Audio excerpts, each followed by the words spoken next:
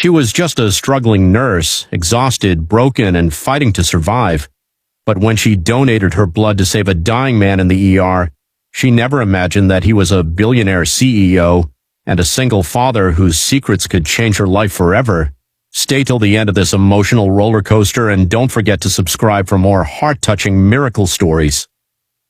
It was past midnight when the storm hit the city. The rain poured down in sheets, rattling against the hospital windows like an army of angry fists. Inside St. Helena's General, the fluorescent lights flickered above the emergency room, and the air smelled of antiseptic, iron, and exhaustion. Nurses moved like ghosts, their sneakers squeaking across the linoleum floor, their voices hoarse from shouting vitals and orders. Maya stood at the nurse's station, her body aching from another double shift. Her paycheck could barely cover her brother's medication, but quitting wasn't an option. She had long stopped counting the hours she spent in this place, her second home, her prison, her battlefield. Dark circles hung under her eyes, and her hands shook as she tried to sip from the bitter hospital coffee that had gone cold hours ago. Just as she thought the night might finally calm down, the ER doors burst open. Paramedics rushed in with a stretcher. A man lay unconscious, his shirt torn, his skin pale and blood dripping steadily from his side. "Severe trauma from a car crash," one of the paramedics shouted. "Blood pressure crashing. He's going into shock." Maya dropped her cup and sprinted forward, her instincts snapping into place. She pressed gloved hands to his wound, barking orders, her voice louder than she thought she could muster. "Push fluids. Call the trauma surgeon now. We need O-negative. Where's the blood bank report?" Another nurse shook her head, panic in her eyes. "We're out. The last unit was used on the fire victim an hour ago." The room froze for a fraction of a second, the kind of silence that meant death was knocking. Maya's heart slammed against her ribs. She looked at the man's face, smeared with blood but undeniably striking. Sharp jawline, expensive cufflink still clinging to his wrist, a watch that cost more than her yearly salary shattered against his wrist. Whoever he was too young to die like this. "What's his blood type?" she demanded. "AB negative," the nurse answered. Maya blinked. That was rare, almost impossible to find in minutes. Almost, unless her chest tightened. "I'm AB negative." The thought sent shivers racing down her spine.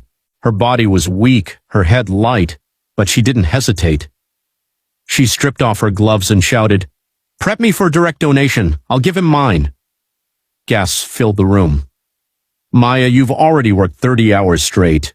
Do it!" She cut them off, her voice cracking like thunder. "He doesn't have time."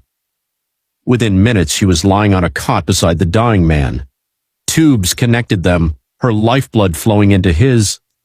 She felt the dizziness almost immediately, like the world was tilting, but she gritted her teeth. She kept her gaze locked on his face. His chest rose and fell weakly, and for a moment she swore she saw his eyelids flutter, as if he was fighting to stay tethered to this world.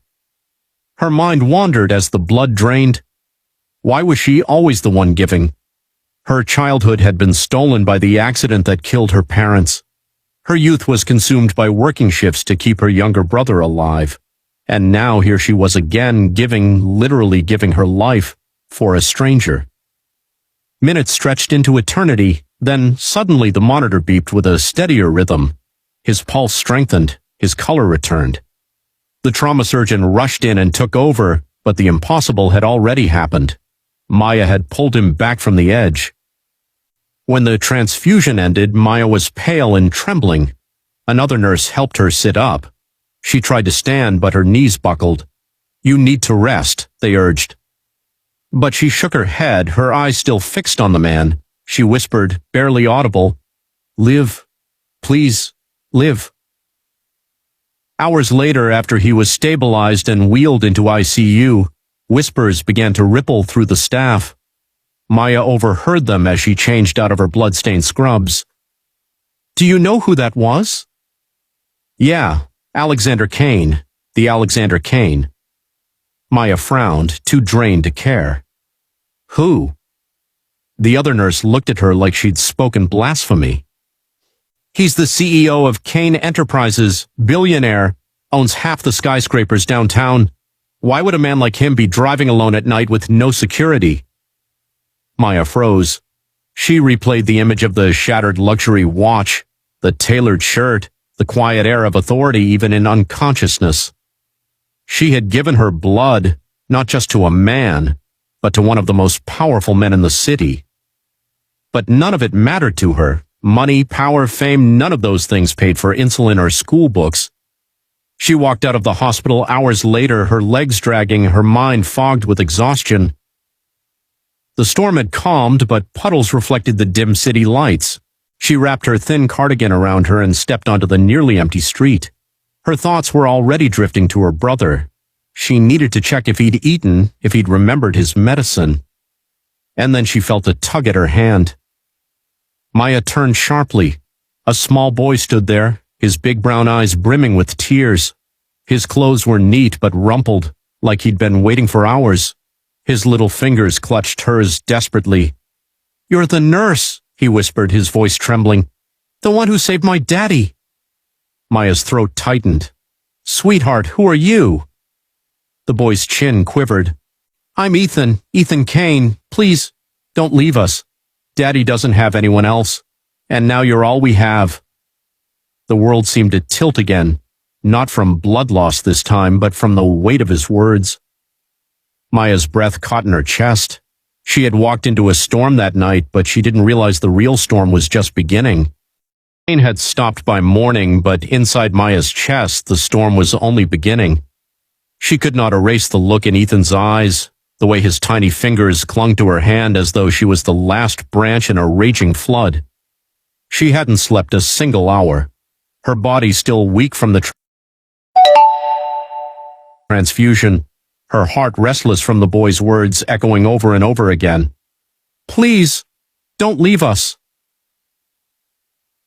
When Maya returned to the hospital for her next shift, she felt every pair of eyes turned toward her. Nurses whispered in the hallways, doctors lowered their voices when she passed. It was as though she was suddenly part of a secret she didn't ask to keep. In the ICU, she saw him again, Alexander Kane. He lay propped up against a white pillow, monitors softly beeping at his bedside.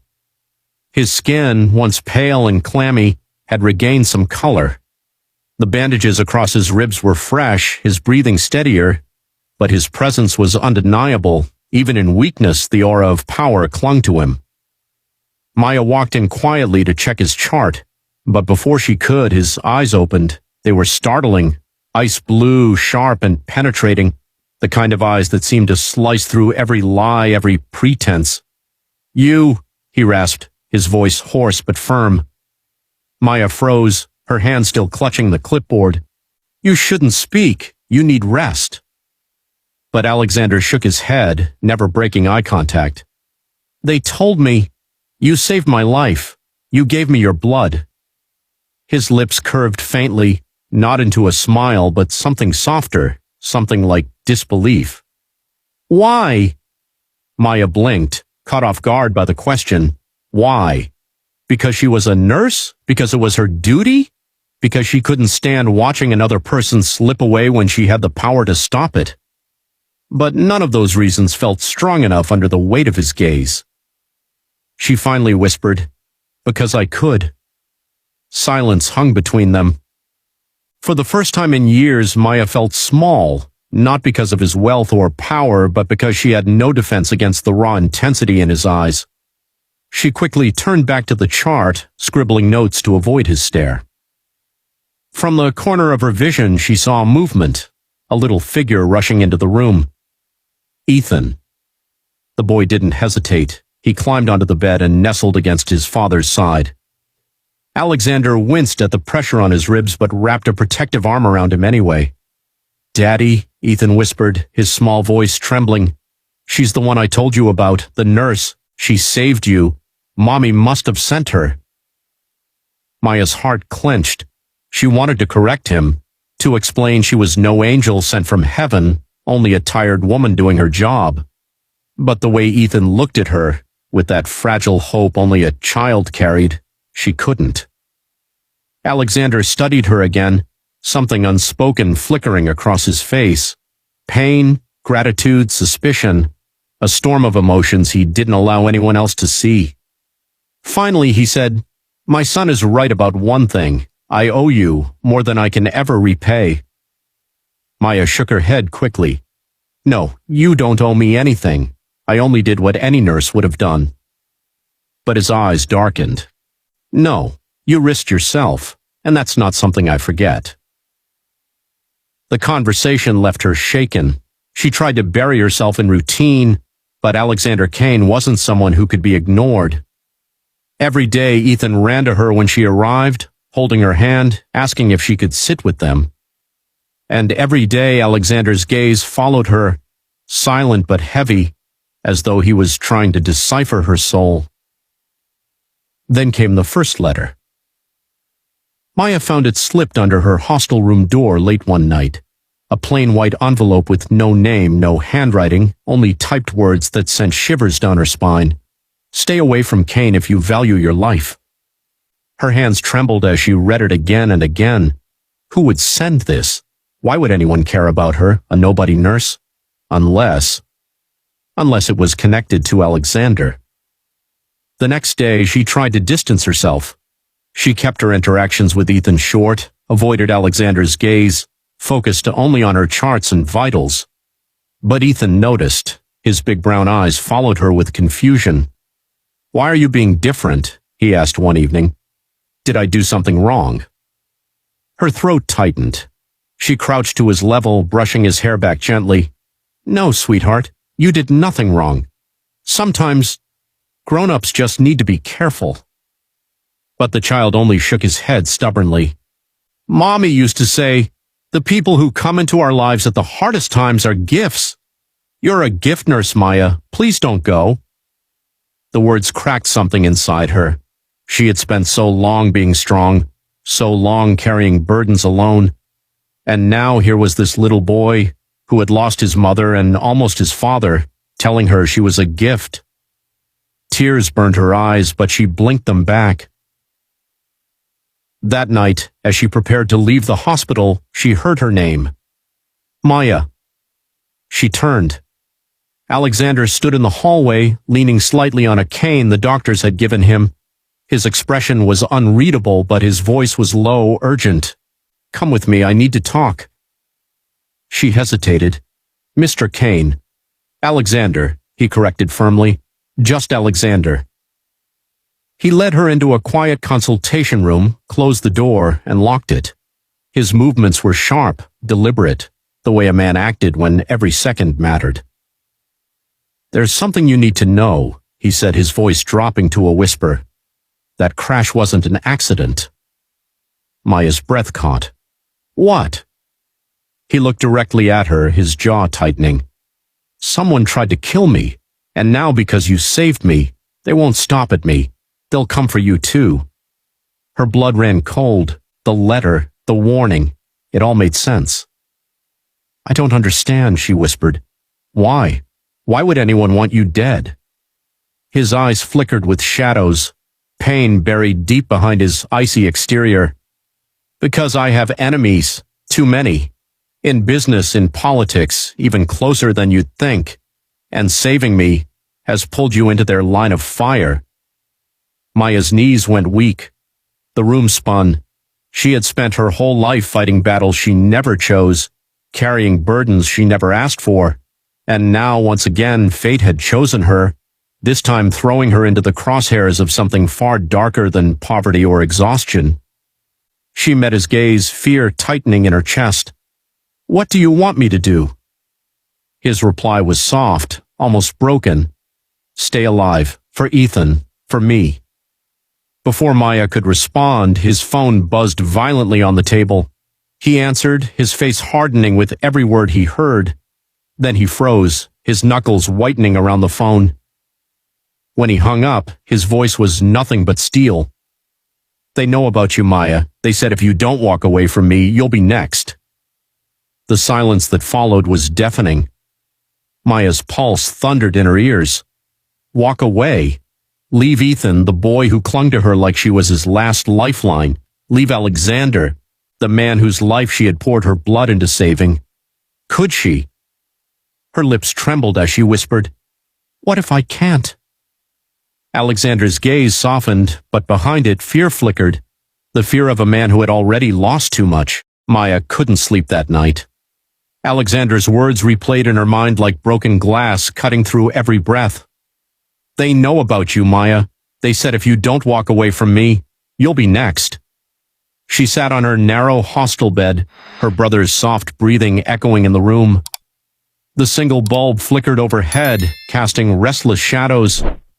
She looked at her brother, frail, innocent, utterly dependent on her, and her heart clenched. She had fought her whole life to protect him. Could she risk dragging him into a billionaire's war? But then Ethan's face flashed in her mind, his trembling voice, "Please don't leave us." And Alexander's eyes, piercing, haunted yet silently pleading. Maya realized she was caught between two worlds, one of duty and survival, the other of danger and unexpected belonging. By morning, the decision was made for her. The hospital was buzzing when she arrived. Security guards in black suits lined the hallways. Doctors looked anxious, patients whispered. Something had shifted in the air. When Maya entered the ICU, Alexander was sitting upright, his cane beside him, his expression sharp. "You shouldn't be here," he said immediately, his voice low and urgent. Maya stiffened. "You think I'm the kind of person who runs away because of fear?" For the first time, Alexander's mask cracked. He exhaled, and a shadow of relief softened his features. "You don't understand, Maya. These people aren't like others. They don't just threaten, they destroy." "Then let them try," she whispered fiercely. "I've survived worse storms than this." Before he could reply, Ethan ran in, his small arms wrapping around Maya. "See, Daddy, I told you she wouldn't leave us."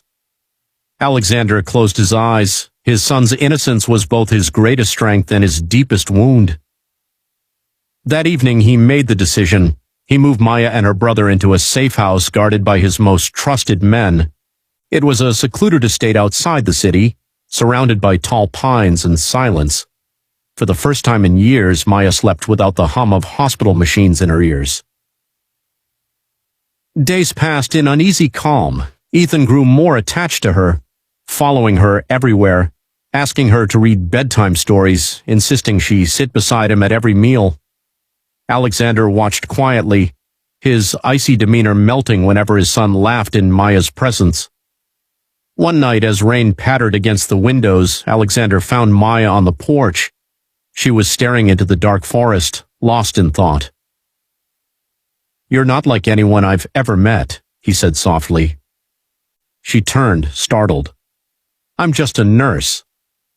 "No," he said firmly. "You're the woman who gave me her blood. You're the woman my son believes was sent by his mother.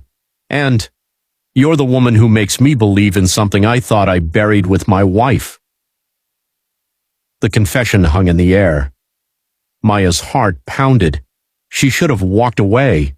She should have reminded herself of the gulf between them, his world of power and wealth, her world of survival and sacrifice. But instead, she whispered, "And what is that?" His eyes glistened, and for the first time she saw not the CEO, not the billionaire, but a man, raw and broken. Hope. Before either could speak again, the silence shattered. Gunshots ripped through the night. Security guards yelled. Ethan screamed. Maya's blood ran cold. The safe house had been breached. Chaos erupted. Alexander pulled Maya and Ethan to the ground, shielding them with his own body as glass shattered. "Stay down!" he barked, his voice full of command and desperation. But one masked man slipped through the chaos, grabbing Ethan by the arm. The boy cried out in terror. Maya's instincts took over.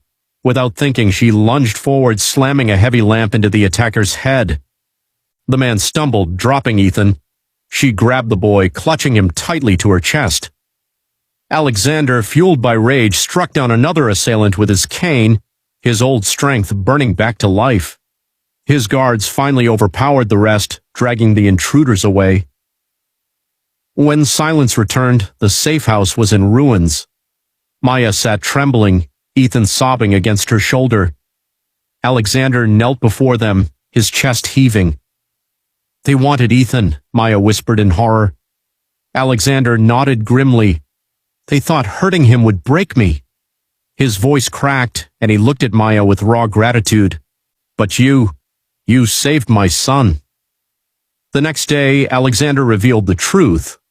The mastermind was his own business partner, Vincent Hale, a man he had trusted for years. Vincent had orchestrated the crash, the threats, the attack. His goal was simple: seize control of Kane Enterprises by eliminating Alexander and scaring off anyone close to him. But Vincent underestimated one thing: Maya's courage. With evidence gathered and testimonies prepared, Alexander exposed his partner, crushing the conspiracy. Vincent was arrested, his empire collapsing overnight. The danger was over. But for Maya, the real storm was inside her. Could she go back to her old life after this? Back to long shifts, unpaid bills, loneliness. On the day Alexander was discharged, Maya stood with her bag packed. Her brother needed her. Her patients needed her. Maybe it was time to walk away. But as she turned toward the door, Ethan rushed forward, tears streaming down his face. He grabbed her hand with both of his little voice desperate. "Please don't go. You're our family now. Mommy sent you to us, I know it." Maya's throat tightened, her vision blurring with tears. She looked at Alexander. His eyes, usually so cold and guarded, were now shimmering with a vulnerability that broke her. "Ethan's right," he whispered hoarsely. "You've given us more than blood, Maya. You've given us life again. Don't walk away. Stay with us." Time seemed to stop. The nurse who had spent her life giving, sacrificing, carrying burdens alone was finally being asked not to give more but to receive love, belonging, a family. Slowly, she knelt beside Ethan, cupping his small face in her hands. "I'm not going anywhere, sweetheart." The boy's smile lit up the room like sunlight after a storm. He threw his arms around her neck. Alexander stepped closer, his voice barely above a whisper. "So, we're not alone anymore." Maya met his gaze, her lips trembling but smiling through tears. "No, you're finally complete." And for the first time in years, Alexander Kane, the billionaire, the widower, the man who had almost lost everything, allowed himself to cry. As rain cleared outside and sunlight broke through the clouds, Maya realized something extraordinary. The blood she had given that stormy night had not just saved a life, it had built a family.